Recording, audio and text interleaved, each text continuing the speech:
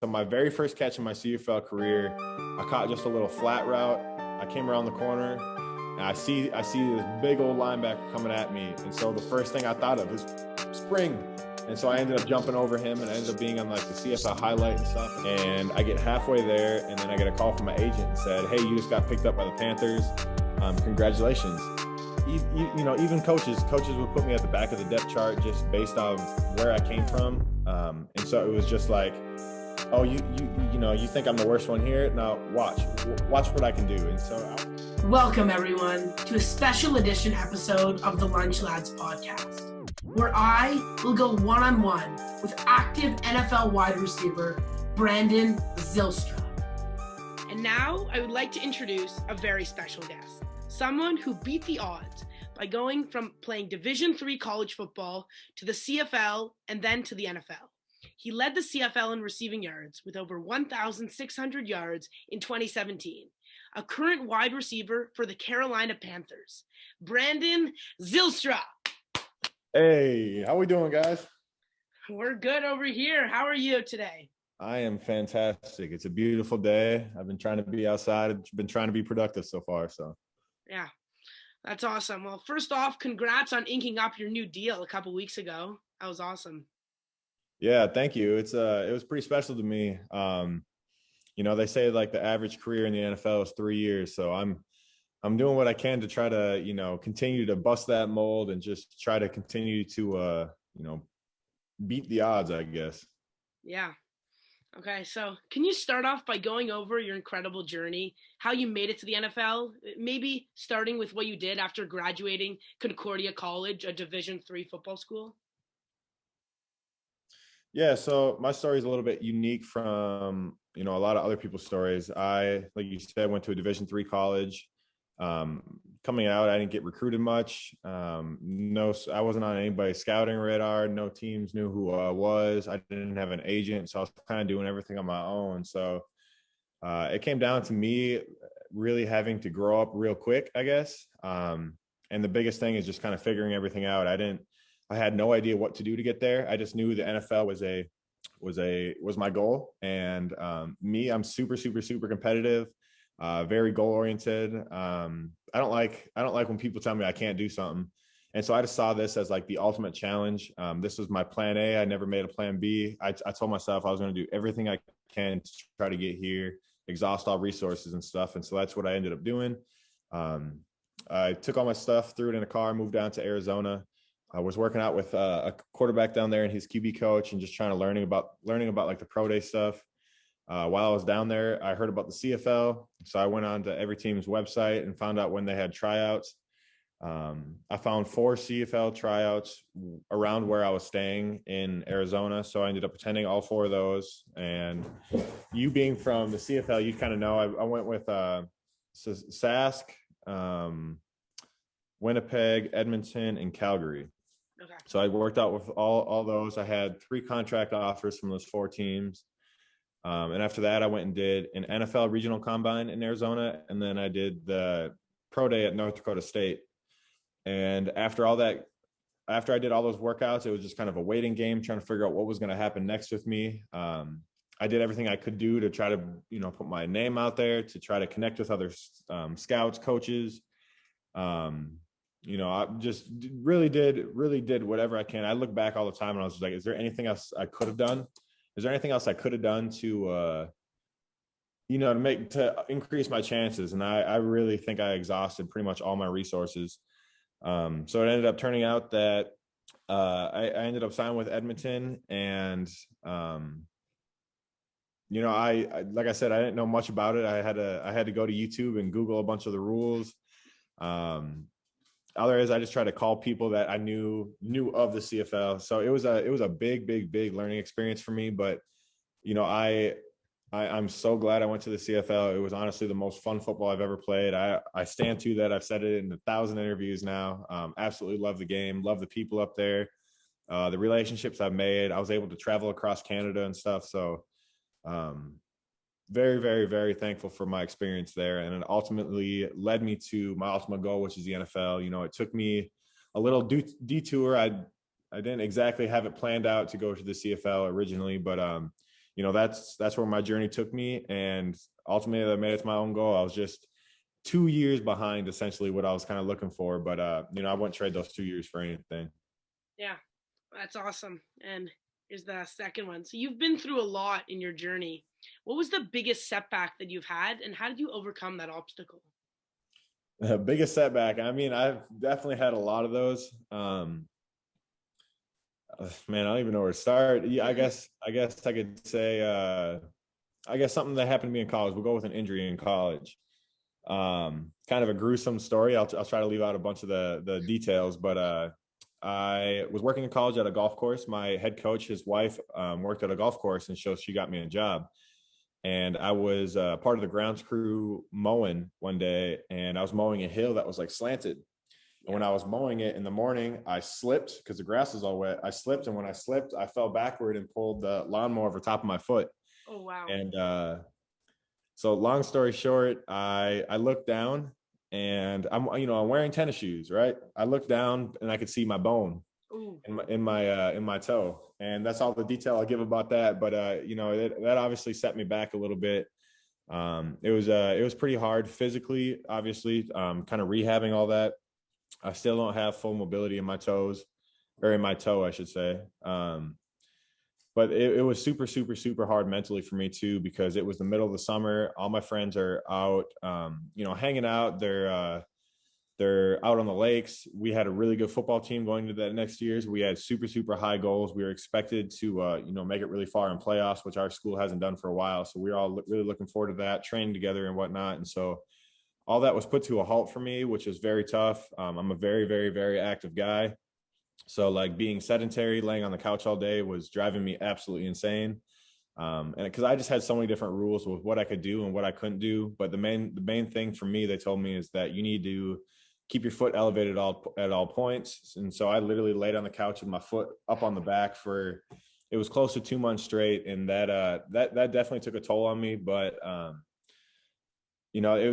I just looked at it as, it's just part of the journey. It's everybody's going through something. Everybody has, mishaps like that. Like that's really just part of life. So don't feel bad about yourself. Don't make excuses. Just figure out how to get through it and move on. So that was definitely one obstacle I had to overcome that helped shape me, help sharpen my mental toughness a little bit for other future things that were going to happen like that. Did you ever feel like quitting when you were 2 months? You couldn't really do much? No, I mean, I would like to say I'm not a quitter. And I don't even know if that ever really even crossed my mind. I was just so anxious to get out and start working again. Yeah. But just the rules I had to stay sedentary. But as far as quitting, I don't think I ever thought about quitting, but I did think about if I was ever even going to be able to play again. Because at that point, my foot was pretty cut open, and we were still waiting to hear back. I had to get two different surgeries on my foot. Wow. And we just didn't exactly know what my foot was going to look like afterward, what my capabilities were going to be like. So I did think for a second that, my football career might be done. And then that brought me into, if my football career was done, what am I going to do with my life? Like, what else am I passionate about? What else do I want to try to attack? What else do I want to try to succeed in? And so that, I guess, that was one thing I did have to consider a little bit. So quitting's not even in your vocabulary. That's awesome. No, it really isn't. And that's funny you say that too, because I also don't have can't in my vocabulary. I learned that from a friend that, I'd be like, man, I can't do this. And he'd be like, no, it's not that you can't, it's that you're having trouble right now, but it's not that you can't do it. And when he said that, it really struck with me. And now whenever I hear somebody else say can't, I always stop them. It's like, it's not that you can't, it's that you're having trouble right now, or it's hard for you right now. So I think that's super good. I think that's super powerful. And I recommend you, and I guess any of your listeners, to take that out of your vocabulary, take can't out of your vocabulary, reframe that, and just watch it change your life. Like, you'll be able to do a lot more stuff. You'll take a lot of the limits off yourself, and you'll start to achieve more, I guess. Mm-hmm. So yeah, you mentioned you're a big goal writer. So what are your goals for this NFL season coming up? Yeah, I keep a lot of my personal goals kind of personal. I know exactly what I want to do. But, I'm not afraid to share some of my team goals, even though this one kind of goes with my personal goals. But, towards the top of the list every year for me is to establish trust and, just dependability, consistency with my coaches and my teammates. Because if they trust me and they know I'm dependable, they know they don't have to worry about me out there, that just makes everything easier. It's going to slow the game down, so it's going to help me perform better. Yeah. So that's always like my number one goal, is just to be as consistent as possible, be the best teammate possible, do what I'm supposed to do, be where I'm supposed to be, and really just kind of lead by example. I'm not the biggest vocal guy. I will when I need to be, but I'm a type of person that I'm going to do what I say what I do. If I tell you that, I'm going to be here at 6:00, I'm going to be here at, 5:55, I'm going to be ready, waiting for you. And so I would say that's my biggest thing. Yeah, that's awesome. So you were a dominant wide receiver in the Canadian League, especially in your second year when you led the league in receiving yards. Can you explain the transition from the CFL to NFL, and what are the main differences you've noticed as a player? Yeah, I get asked this question quite a bit. It's the same game, but it's two different games essentially. Some of the rules are bent a little bit different, but the biggest difference that I noticed going from the CFL back down to the NFL was the field size. It's the first and foremost, it's the most noticeable thing. When you're up in the CFL, yes, it's 12 on 12, but it is 13 yards wider, 10 yards longer, and the end zones are 20 yards total versus 10. So there's just a lot more space to do stuff and to get open. And so when I was up there, I really learned how to pick apart zones. And I think that's what allowed me to have a lot of success up there. I understood what the defense is doing. Like I talked about, trust and, respect from your players and coaches. Well, I had that from my coaches up there and my quarterback, to the point where he knew exactly where I was going to be. He knew how I ran my routes, and I was consistent about my routes. And so like we just developed this chemistry and this trust where, like I'd line up, kind of be walking around back there. When I was in the CFL, I'd be walking around back there, and just based off of what I see the coverage, I knew if I was getting the ball or not. So if I knew I was getting the ball, whatever. But if I knew I wasn't getting the ball based off the coverage, I always try to help open up my other teammates. So I might run my route a little bit different to try to draw coverage with me, or just try to get guys to lock their eyes on me, or just do something to try to distract them to get the other guy open. Yeah. So I learned a lot about like field spacing and that kind of stuff up in the CFL. So yeah, field size would definitely be like number one thing. Obviously like the waggle motion up in the CFL, you don't have that in the NFL. So the CFL game was a lot easier in that sense, because as far as like releases and stuff, because you had momentum, you had speed to be able to get off the line. Yeah. So like the game was a lot easier in that sense. I'm not saying overall it was easier, but as far as releases and stuff like that, there's, that's just a few little things that I noticed right away that made a big difference. And then as far as competition level, where do you see it comparing to the NFL? So I don't think the CFL gets enough credit, to be honest. I think there's a lot of talented guys. Yeah, there's a lot of talented guys up in the CFL. There's a lot of guys that I played with and played against that easily could have been playing in the NFL, but it's a different style of game. It's a different lifestyle, CFL versus the NFL. And so you see a lot of guys, I know I won't name names, but I know a lot of guys in particular that they really just love the lifestyle. They love, 6 months on, 6 months off. And just the style of play, the atmosphere up there, everything, that they like it so much that they don't even want an NFL shot. They're just like, I'm super happy up here. I'm having success. I'm doing my thing. Like I don't need everything that comes with the NFL. So like I said, it's a super fun game. I'm a big advocate of it. I still follow it a lot. I have a bunch of friends up there. So I try to support it as much as I can. Yeah, that's awesome. Well, less than 4% of the NFL players last year came from a Division II or Division III football school. How did you stand out coming from a Division III school to make it to the league? How did I stand out? Yeah, how did you stand out? That's really not letting people tell me no.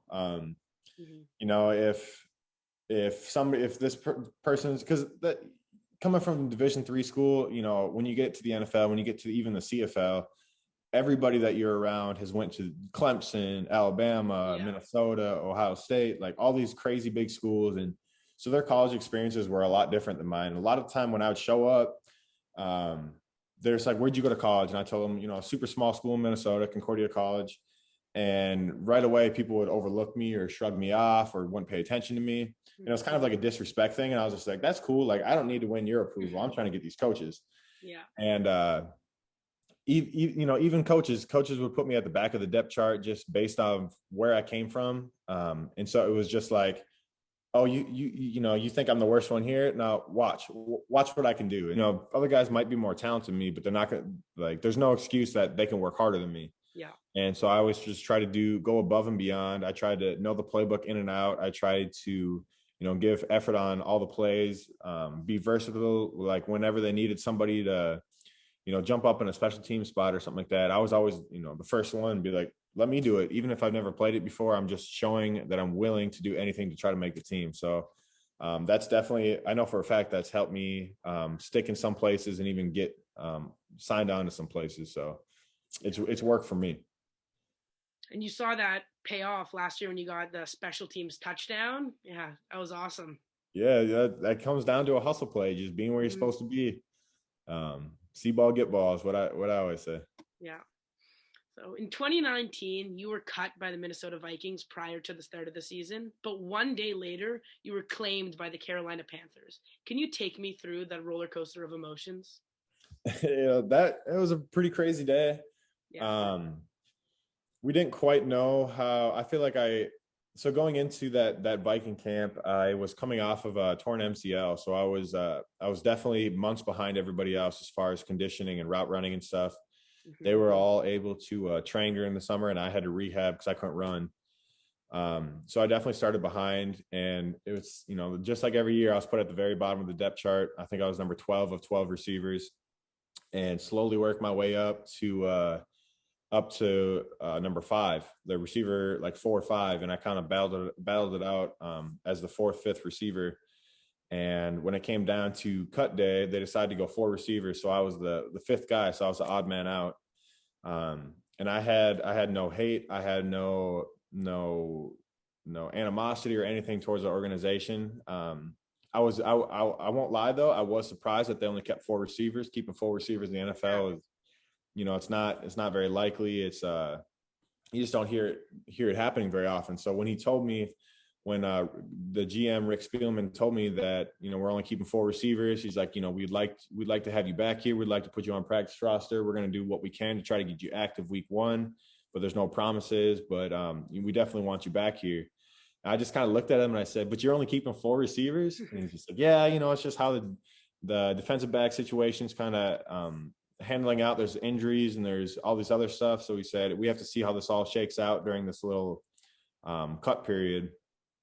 And I was just like, it is what it is. Like I did what I can do. I was definitely slow to get back. And I told him that. I was like, I'm not trying to make excuses. I'm just keeping it real with you. I said, I wasn't ready to come back yet. Like my knee wasn't 100%. I was like, I could tell I was slow. I wasn't myself, but I was just like, thanks for the opportunity. Whatever happens, happens.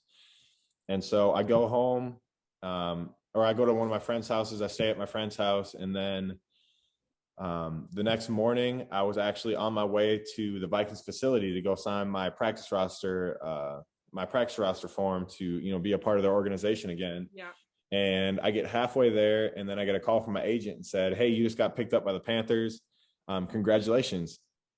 And he hung up. The Panthers called a minute after that and said, hey, congratulations, we assigned you. And this is at 12 o'clock on a Saturday. There's like, congratulations, we assigned you. When can you get your flight out here? They said there's a flight at 3, there's a flight at 5, and a flight at 7. And I was just like, it's 12 o'clock. Like I got to be at the airport in an hour to be ready, essentially. And so it was a super quick turnaround. I went home, packed 2 bags real quick, and then immediately went to the airport, and I was in Charlotte, 6 hours later. Yeah. So it was definitely a super, super, super quick turnaround. But yeah, I mean, I was definitely excited for my opportunity. I was excited to be. I've never been to Charlotte before, so it was a completely new experience for me. It was a new city, new people, didn't know anybody here. So I kind of saw it as just like, this is a chance to make yourself super uncomfortable. Like there's no part about moving across the country to a new place where you've never been, don't know anybody, to start your new career. And I was just like, that's where a lot of growth for me is going to happen, just as an individual, not even as a football player, but just as an individual, to figure out how to kind of live on your own and maneuver about stuff yourself and figure out stuff yourself. So I think it was a big growth experience for me, and I was super excited about it. Yeah, that's awesome. Can you maybe speak on how you feel like the Carolina Panthers receiver room is, with Faro Cooper, Robbie Anderson, DJ Moore? I think it's a top receiving core in the league, and it doesn't get as much respect as it deserves. Yeah, I mean, we know what we have in there. We know what we had in there this last year. We talked about it a lot, that we had, like, if we didn't have the most talented receiver group, we definitely had the fastest. We had an extremely fast group in there. Guys, Curtis, DJ, and Robbie kind of leading the way. Those are all 4.3 guys probably. So we had a lot of speed, but we just knew our talent level, our depth, and we fed off of each other. We wanted each other to have success. We definitely pushed each other in practice. We made it competitive. We made it fun. Yeah, I mean, this is for guys like you. You're the one that has to advocate for us that we have the best receiver rooms. I mean, coming from us, the people are just like, oh yeah, like Tampa Bay is saying the same thing right now. So like, that's not like, we know what we had in there. We knew the talent, we knew the speed we had, we knew, just the athletic ability. And we just kind of owned it. We kind of kept it to ourselves, and we just let everybody on the outside just kind of form their own opinions, I guess. We had a job to do, and that was to go win games for Carolina organization. Yeah, you're going to let the people talk, and you're going to do the work. Exactly. Yeah. And then maybe could you tell me a career-defining story or moment that you felt like really shaped your career? Again, there's countless ones. How about, let me ask you this. Give me some kind of topic, or some, like, are you talking college, NFL, CFL? You talking something a coach said to me, a moment on the field? Maybe going from college to CFL, your journey from there, really anything that you find that. Okay, I got something for you. Yeah. So this started back in college. In college, I was a football player, but I was also a track guy. I was a high jumper, and that's something I took a lot of pride in. I was very competitive with that. I ended up jumping 6'11" in college for the high jump, and that kind of translated to the field a little bit. I couldn't tell you how many hurdles I had in college, but there was one in particular when I had to reverse. Came running down the sideline, juked a guy out, and then to get into the end zone, there was a guy standing there. And instead of going around him or maybe trucking through him like I easily could have done, I, for whatever reason, decided to jump over him, and he's standing straight up, and I still jump over him. And it felt pretty cool. It was probably pretty unnecessary. I got a lot of stuff, a lot of smack talk from the teammates and stuff. There's like, that was super cool, but so unnecessary. You could have walked in the other way. Yeah. So, but like, I just always thought that was a super cool thing. So then when I get to the CFL, it was my very first game. It's week 14. It's the first game I get to start. And one of my best friends up there, Bryant Mitchell, I turned over to him before the game and I said, you know what? I'm going to hurdle somebody. He's just like, I believe you, man. I have no reason not to. And so my very first catch in my CFL career, I caught just a little flat route.